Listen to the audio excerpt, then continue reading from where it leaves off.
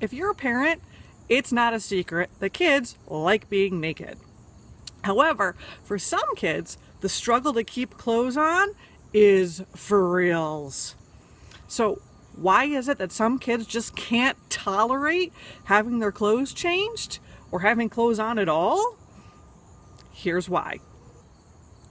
It's called a sensory processing delay. It just means that their sensory system isn't quite mature and developed yet. So for some kids, the touch or the weight or the rubbing of their clothes on their skin sends their nervous system into a flight or fight response.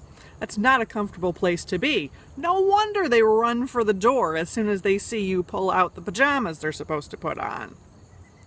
There are a multitude of ways that we can help calm a kid's sensory system so that wearing clothes isn't so stressful. One great way is deep pressure. This means giving a lot of firm, steady pressure to a child's main joints, the shoulders and the hips being the big ones. If we're talking about putting on shirts, we want to give firm pressure to the hips, the shoulders, the elbows, even the wrists. If we're talking about pants, hips, knees, and ankles. Sometimes even toes if socks are a problem. Wearing tight undergarments under your clothes, like those compression shorts that football players like to wear, that can give a steady source of deep pressure throughout the day while the child is wearing their regular clothes over top. Another way is to give them deep pressure during these transitions if a child just has difficulty going from dressed to undressed or vice versa. You can do this with bear hugs. You can wrap them like a giant burrito really tight. You could also let them do it themselves by running into the wall and doing wall push-ups or jumping on a trampoline for a few minutes.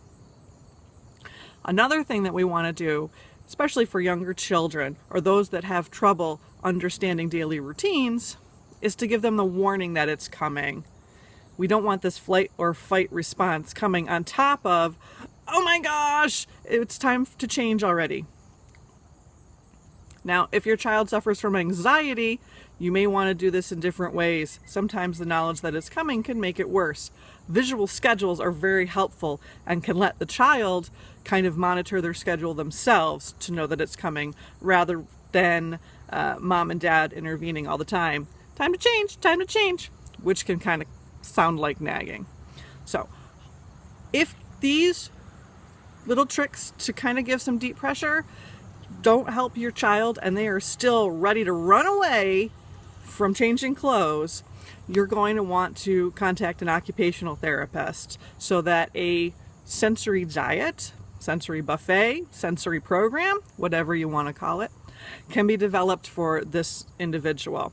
And only an occupational therapist that's seen your kid can do that. Talk to your pediatrician. They can get you a referral. Thanks for tuning in today. This has been OT Life Hacks with Miss Stacy. Tune in next week.